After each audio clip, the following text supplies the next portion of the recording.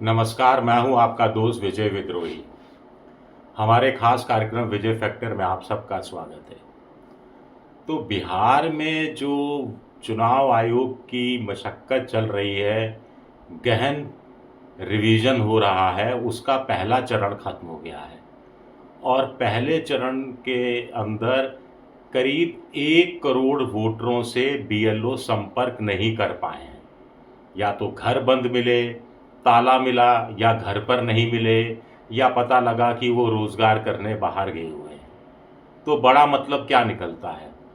कुल मिलाकर चुनाव आयोग का आंकड़ा कहता है कि पहले चरण के में 7.89 लाख लोगों तक पहुंचना था। ये कुल वोटर्स की तादाद है जो चुनाव आयोग के अनुसार 24 जून 2025 को थी, 7 करोड़ 89 लाख। लेकिन पहले चरण की समाप्ति के बाद पहुंचा गया 6 करोड़ 86 लाख के पास, यानी 1 करोड़ 3 लाख के आसपास वोटरों से संपर्क नहीं हुआ। अगले 15 दिन में बीएलओ 2 बार और जाएंगे और टटोलने की कोशिश करेंगे। तो क्या ये मोटे तौर पर मानकर चला जाए कि बिहार में पहले चरण के बाद कम से कम 1 करोड़ वोटर की वोट संदिग्ध है?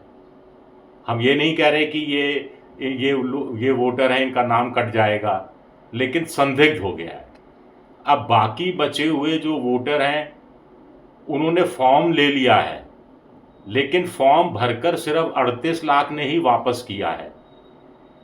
बाकी लोगों ने फॉर्म ले लिया है, अब वो दस्तावेज जुटा रहे हैं, जन्म प्रमाण पत्र खुद का, कुछ लोग अपनी माँ का, कुछ लोग माँ बाप दोनों का, डेट ऑफ बर्थ और प्लेस ऑफ बर्थ दोनों जुटानी है। वैसे चुनाव आयोग कह रहा है कि साहब हम तो बहुत खुले दिल के हैं, हमने तो 11 ऑप्शंस दिए हैं। लेकिन 11 ऑप्शंस की हकीकत क्या है, ये भी कुछ समझने की कोशिश करते हैं। पहला ऑप्शन ये है कि अगर आप सेंट्रल गवर्नमेंट के एम्प्लॉई हैं या बिहार स्टेट गवर्नमेंट के एम्प्लॉई हैं तो आपके पास आई कार्ड है। अगर आप पेंशनधारी हैं तो पेंशन पे ऑर्डर है, वो ले आइए, दिखा दीजिए, जमा करा दीजिए, वोटर लिस्ट में नाम शामिल हो जाएगा। लेकिन 2022 का जो सर्वे हुआ था, कास्ट सर्वे बिहार का, वो बताता है कि बिहार में ऐसे कर्मचारियों की संख्या 20.49 लाख है, यानी 20,49,000 ही है, जो स्टेट की जो कुल पॉपुलेशन है उसका 1.57% ही ठहरता है। यानी इस सुविधा का लाभ बहुत बहुत कम लोग उठा पाएंगे। तो आप कहेंगे चलिए 10 सुविधाएं और हैं। तो आगे बढ़ने से पहले कह दूं कि एक सुविधा जो चुनाव आयोग ने दी है, जो बिहार पर लागू ही नहीं होती है। चुनाव आयोग का कहना है कि नेशनल रजिस्टर ऑफ सिटीजन, इसके तहत आपका नाम है तो वो आप दस्तावेज लगा दीजिए, लेकिन बिहार में एप्लीकेबल ही नहीं। तो अब रह गए 9। अब एक और जो है वो अपना आई कार्ड दे दीजिए, सर्टिफिकेट दे दीजिए, भारत सरकार या यूपी, ये बिहार सरकार की तरफ से कोई जो आई कार्ड दिया गया हो, बैंक की तरफ से, पोस्ट ऑफिस की तरफ से, एलआईसी हो, ये सब होनी चाहिए, लेकिन 1 जुलाई 1987 से पहले की। कितने लोगों के पास ये है, इसका डाटा ही उपलब्ध नहीं है। तो जिस चीज़ का डाटा ही उपलब्ध नहीं है तो हम कैसे मानकर चलें कि इसमें ज़्यादा बड़ी संख्या होगी? अगर ज़्यादा बड़ी संख्या होती तो डाटा भी तो कहीं ना कहीं उपलब्ध होता।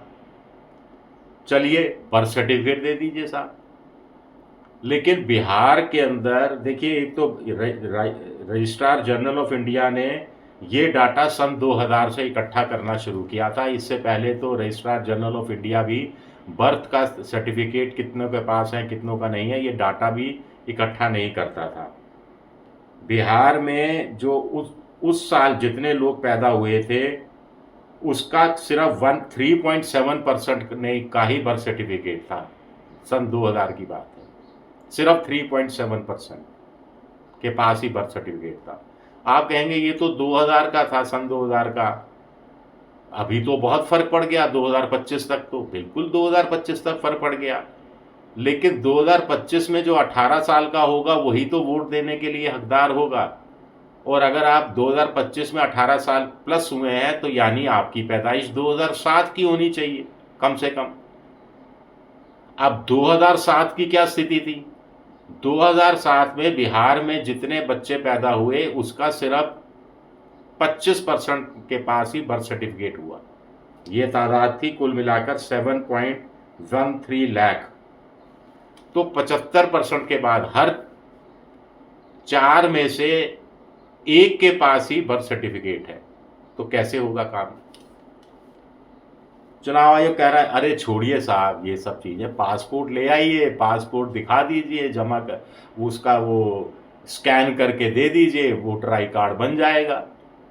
लेकिन चुनाव आयोग को ये पता नहीं कि बिहार में 2022 की जो गणना हुई उसके अनुसार कास्ट सर्वे नहीं, 2023 तक का एक लेटेस्ट आंकड़ा है। 2023 का लेटेस्ट आंकड़ा है, बिहार में सिर्फ 27,44,000 लोगों के पास ही पासपोर्ट है और ये कुल वोटर का सिर्फ 2% है, सिर्फ 2% है। तो 98% तो यूज़ नहीं कर पाएंगे पासपोर्ट वाला ऑप्शन। तो ये ऑप्शन भी बहुत कम से उपलब्ध है। 10वीं के सर्टिफिकेट की बात है तो आपने बिहार जो स्टेट बोर्ड से 10वीं की हो, ICSE से 10वीं की हो, CBSE से 10वीं की हो, लेकिन 2022 का सर्वे बताता है कि बिहार में 15% से भी कम 14.71% ही 10वीं पास है। यानी 85% तो 10वीं पास ही नहीं है। यानी ये जो 85% है, जब 10वीं पास नहीं है तो 10वीं का सर्टिफिकेट लगा ही नहीं सकते। तो ये ऑप्शन भी बड़ा लिमिटेड हो जाता है। एक ऑप्शन है परमानेंट रेजिडेंस सर्टिफिकेट, जो स्टेट की कोई अथॉरिटी इश्यू करती है, लेकिन ये इसको कोई लेना चाहे तो अगले 15 दिन इसलिए कह रहा हूँ क्योंकि 20 दिन समझ लीजिए, चलिए 25 जुलाई आखिरी डेट है ये सारे कागजात सबमिट करने की, और आज 5 जुलाई है जब मैं ये वीडियो बना रहा हूँ। तो आपको परमानेंट रेजिडेंस का सर्टिफिकेट चाहिए तो आपको राशन कार्ड, आधार कार्ड, वोटर आईडी, 10वीं का सर्टिफिकेट, एफिडेविट, ये सब बीडीओ को देना पड़ेगा या एग्जीक्यूटिव मजिस्ट्रेट को देना पड़ेगा। इसमें 15 दिन लगते हैं, फिर वेरिफिकेशन में और समय लगता है। यानी आज की तारीख में अगर आपने अप्लाई किया तो 15 दिन में आपको हासिल होने वाला नहीं है, आपका नाम वोटर लिस्ट से कट जाएगा अगर 25 जुलाई तक आप कोई दस्तावेज अपने नागरिकता को साबित करने में के लिए नहीं दे पाए। तो SC ST OBC का सर्टिफिकेट की बात है तो यहाँ भी डाटा उपलब्ध नहीं है कुल मिलाकर। हालांकि बिहार में 13 करोड़ की आबादी में 3.5 करोड़ OBC हैं, 4.7 crore EBC extreme backward class हैं, शेड्यूल कास्ट 2.6 करोड़ हैं, शेड्यूल ट्राइब 22 लाख हैं। फॉरेस्ट राइट सर्टिफिकेट भी आप दे सकते हैं, फॉरेस्ट राइट एक्ट के तहत अपने आप को आप रजिस्टर्ड करा लीजिए, दे दीजिए। लेकिन बिहार की स्थिति देखिए, 1 जून 2025 तक 4,696 लोगों ने फॉरेस्ट राइट एक्ट के तहत अपने दस्तावेज जमा कराए। इनमें से क्लेम पास हुआ सिर्फ 191 का, 191 के दावे सही पाए गए, बाकी 4,496 दावे रिजेक्ट हो गए। तो ये ऑप्शन भी काम नहीं आ रहा दिख रहा। फैमिली का रजिस्टर बनवा लीजिए साहब, स्टेट और लोकल अथॉरिटी बना देती हैं, लेकिन इसके लिए आपको age, gender, relationship to the परिवार के साथ आपकी रिश्ता क्या है, परमानेंट और current residential address, caste category, SC ST OBC, occupation, livelihood के लिए क्या है, आधार नंबर क्या है, वोटर आई कार्ड क्या है, और इनमें से आपको डिटेल देना पड़ेगा। फिर ये पंचायत या म्यूनसिपल के ऑफिस में जाएगा, वहाँ से फिर इनकी वेरिफिकेशन होगी। फिर इसके बाद वेरिफिकेशन करने के लिए लोग आपके घर आएंगे, घर आकर वो फिर वापस जाएंगे, फिर एक रिपोर्ट तैयार करेंगे, और इसमें 15 दिन से पहले ये काम हो जाए ये असंभव दिखता है। कोई घर या हाउस का अलॉटमेंट दे दीजिए, सर्टिफिकेट सरकार ने दिया हो कि ये ज़मीन का पट्टा आपके नाम है। बिहार में सोशियो इकोनॉमिक कास्ट सेंसस 2011 के हिसाब से 1.7 करोड़ जो ग्रामीण परिवार हैं, उसमें से 65% से ज़्यादा के पास तो कोई ज़मीन है ही नहीं। जब इतने लोगों के पास ज़मीन है ही नहीं तो वो सर्टिफिकेट कहाँ से देंगे? तो मामला आप समझ रहे हैं ना किस कदर खस्ता हुआ नज़र आ रहा है। और 25 जुलाई की डेडलाइन बिल्कुल सर पर एक आतंक की तरह खड़ी होती दिखाई दे रही है।